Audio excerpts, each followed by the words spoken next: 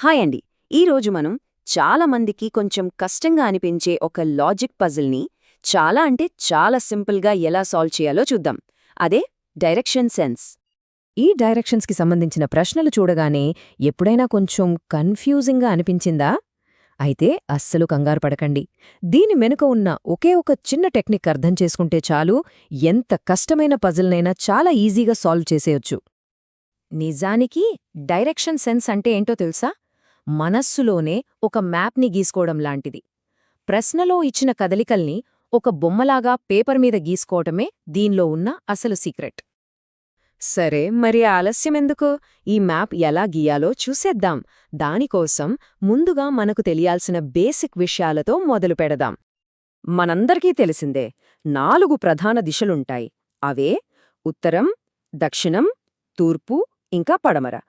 ఏ పజల్కైనా సరే ఇవే మన ఫౌండేషన్. వీటితో పాటే వీటి మధ్యలో ఉండే 4 ఉపదిశలు కూడా ఉంటాయి: ఈశాన్యం, ఆగ్నేయం, నైరుతి మరియు వాయవ్యం. సో టోటల్గా మనకి 8 డైరెక్షన్ పాయింట్స్ ఉంటాయి. దీనివల్ల మనం ఇంకాస్త ఖచ్చితంగా దిశలను గుర్తించగలుగుతాం. ఒకవేళ మీకు ఈ డైరెక్షన్స్ కన్ఫ్యూజింగ్గా ఉంటే ఒక చిన్న ట్రిక్ ఉంది. జస్ట్ ఒక గడియారాన్ని ఊహించుకోండి. 12 గంటల స్థానంలో ఉత్తరం, 3 గంటల దగ్గర తూర్పు, 6 దగ్గర దక్షిణం, 9 దగ్గర పడమర ఉంటాయి. సింపుల్ కదా? ఓకే, మనకు ఇప్పుడు దిశల గురించి తెలిసింది. ఇక మన మ్యాప్లో మొదటి అడుగు వేద్దాం. అదేంటంటే టర్న్స్, అంటే మలుపులు ఎలా తీసుకోవాలో నేర్చుకోవడం. ఈ టేబుల్ ఒక సూపర్ హెల్ప్ఫుల్ చీట్ షీట్ లాంటిది. ఫర్ ఎగ్జాంపుల్, ఉత్తరం వైపు ఫేస్ చేస్తున్నప్పుడు కుడివైపు తిరిగితే తూర్పుకు వెళ్తారు. అదే ఎడమవైపు తిరిగితే పడమర వైపుకు వెళ్తారు. అంతే. సరే, దీన్ని ఒక చిన్న ఉదాహరణతో చూద్దాం. ఒక వ్యక్తి ఉత్తరం వైపు నడిచి రైట్ టర్న్ తీసుకుంటే అతను ఏ డైరెక్షన్లో ఉన్నట్టు? ఇక్కడ ముఖ్యమైన విషయం ఏంటంటే ప్రతి స్టెప్ని ఊహించుకుంటూ ఒక డయాగ్రామ్ గీయడం. ఇప్పటిదాకా మనం డైరెక్షన్స్ ఎలా కనుక్కోవాలో చూశాం. ఇప్పుడు స్టార్టింగ్ పాయింట్ నుంచి ఎండింగ్ పాయింట్కి దూరం ఎలా లెక్కించాలో చూద్దాం. ఒక వ్యక్తి ఉత్తరం వైపు 3 మీటర్లు, ఆ తర్వాత తూర్పు వైపు 4 మీటర్లు నడిచాడనుకుందాం. ఇప్పుడు ఆ డయాగ్రామ్ చూస్తే అది ఇంగ్లీష్ లెటర్ ఎల్ ఆకారంలో ఉంది కదా. ఇప్పుడు స్టార్టింగ్ పాయింట్కి తిరిగి రావడానికి షార్టెస్ట్ డిస్టెన్స్ ఎలా కనుక్కోవాలి? ఇక్కడే ఒక సింపుల్ ట్రిక్ ఉంది.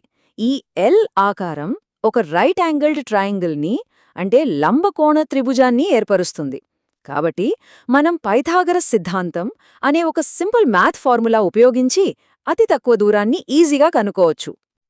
మన ఎగ్జాంపుల్లో చూస్తే 3 స్క్వేర్ అంటే 9, దానికి 4 స్క్వేర్ అంటే 16 కలపాలి. మొత్తం 25 అవుతుంది. దీనికి స్క్వేర్ రూట్ 5 అంతే. సో అతి తక్కువ దూరం సరిగ్గా 5 మీటర్లు. ఇప్పటిదాకా మనం నేర్చుకున్న ఈ సింపుల్ రూల్స్ ఎంత కాంప్లెక్స్ పజిల్నైనా ఎలా సాల్వ్ చేయగలవో ఇప్పుడు చూద్దాం. ఈ ఉదాహరణ చూడండి. ఒక వ్యక్తి ముందు ఉత్తరం వైపు 5 మీటర్లు, తర్వాత తూర్పు వైపు 4 మీటర్లు, ఆ తర్వాత దక్షిణం వైపు 2 మీటర్లు నడిచాడు. ఇక్కడ ఎన్ని టర్న్స్ ఉన్నా సరే మనం చెయ్యాల్సింది ఒక్కటే: ప్రతి స్టెప్ని జాగ్రత్తగా డ్రా చేసుకోవడం. ఇప్పుడు మనం నెట్ మూవ్మెంట్ లెక్కేద్దాం. అతను 5 మీటర్లు ఉత్తరం వైపు వెళ్ళి 2 మీటర్లు దక్షిణం వైపు తిరిగొచ్చాడు. అంటే స్టార్టింగ్ పాయింట్ నుంచి చూస్తే 3 మీటర్లు ఉత్తరాన ఉన్నాడు, అలాగే 4 మీటర్ల తూర్పున ఉన్నాడు. చూసారా, మళ్ళీ మనకు అదే లంబకోణ త్రిభుజం వచ్చేసింది. ఎంత ఇంట్రెస్టింగ్గా ఉంది కదా! ఎంత పెద్ద పజిలైనా సరే చివరికి అది మనకు తెలిసిన 3-4-5 ట్రయాంగిల్ ప్యాటర్న్కే వచ్చింది. సో మన ఆన్సర్ ఏంటి? మళ్ళీ 5 మీటర్లే.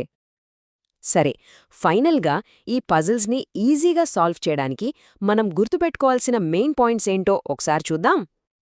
అన్నింటికంటే ముఖ్యమైన స్ట్రాటజీ ఏంటంటే ప్రతి పజిల్కి ఒక చిన్న డయాగ్రామ్ గీసుకోవటం.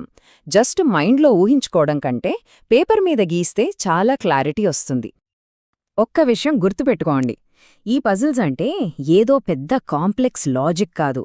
జస్ట్ సింపుల్గా కరెక్ట్గా డ్రాయింగ్ గీయడం అంతే. మీరు ఆ యారోస్ని సరిగ్గా గీయగలిగితే చాలు, దాన్ని చాలా ఈజీగా సాల్వ్ చేయొచ్చు. ఈ టెక్నిక్ అంటే ఒక విషయాన్ని విజువలైజ్ చేయడం అనేది కేవలం పజిల్స్ కోసమే కాదు, మన జీవితంలో క్లిష్టంగా అనిపించే చాలా సవాళ్లను సింపుల్గా అర్థం చేసుకోవడానికి కూడా ఇది ఒక పవర్ఫుల్ టూల్. మరి ఇలాంటి ఒక సింపుల్ డయాగ్రామ్ మనకు ఇంకెక్కడెక్కడ ఉపయోగపడగలదో ఒక్కసారి ఆలోచించండి.